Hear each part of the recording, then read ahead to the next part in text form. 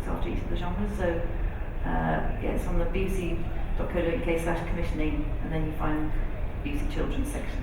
So you don't work with an agent, one can directly approach you? Email me direct.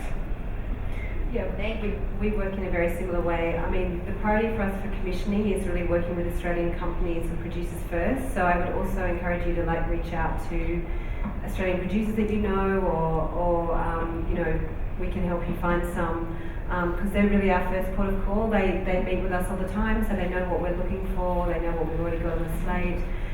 But if you've got tapes that projects completed that you would like to sell, we also have the acquisitions team, so you can contact them directly. But we also have a website which is ABC Independent Producers, and if you look in the children's section, you'll find all the contact details there as well.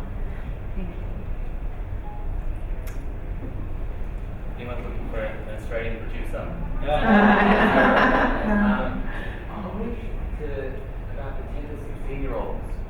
They find the young Swedish girl, Greta Thunberg, a hero now. How do you write for them? These kids want to question politicians, they want to march and not go to school.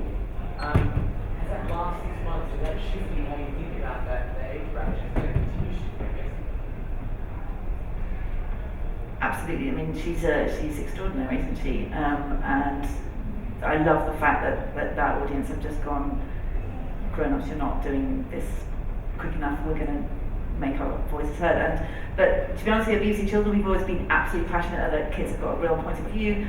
They are energetic, they've got a strong sense of right and wrong, they're creative, they're passionate, they have got this restlessness about, well, why does it have to be like that? So, that's turned up the dial significantly since, I think since the grown-up media has realised that the Gretas of this world exist, but I feel personally we've been quite tuned into that already, because we've got lots of documentary content and public service content that really just hands the microphone over to kids and lets them express themselves, because they're fantastic. They've got such strong, brilliant opinions.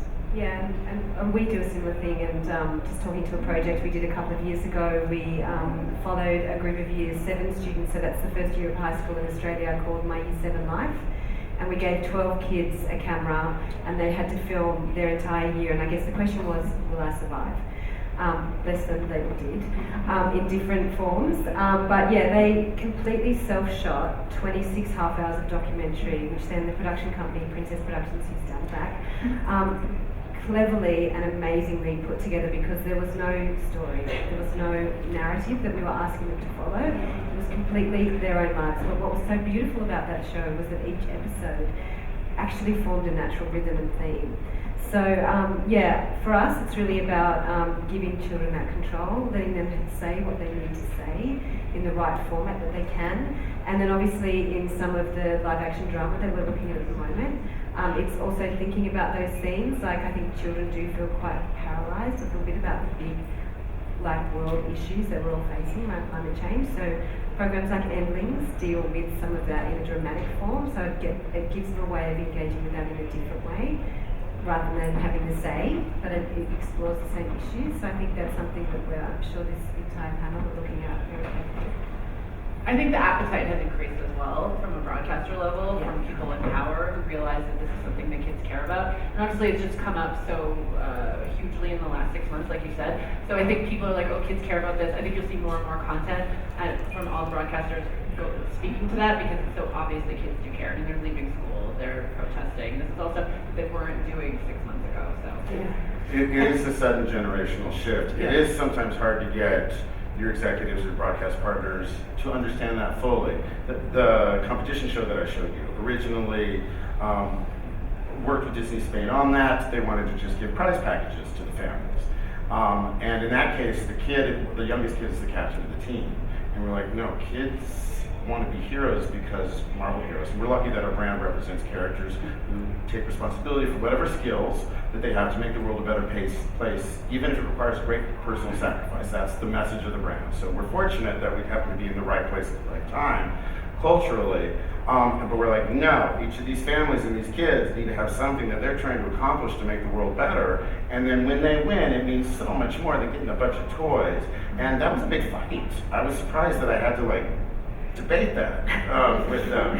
And the show ended up being very successful, and I do think it was that message that the youngest kid is the captain, and they're fighting to make the world better, like the Avengers. I mean, because everybody can be the hero, and kids really like Parkland kids marching. Yeah. It's a cultural shift, I think, in every country, and it's a beautiful thing to see because I do think it's a switch from the previous generation. 100%, and I think they feel a responsibility because it's happening to them. It's Yes. happening in their world right now. Kids are getting shot, the planet is dying, and they want to do something about it.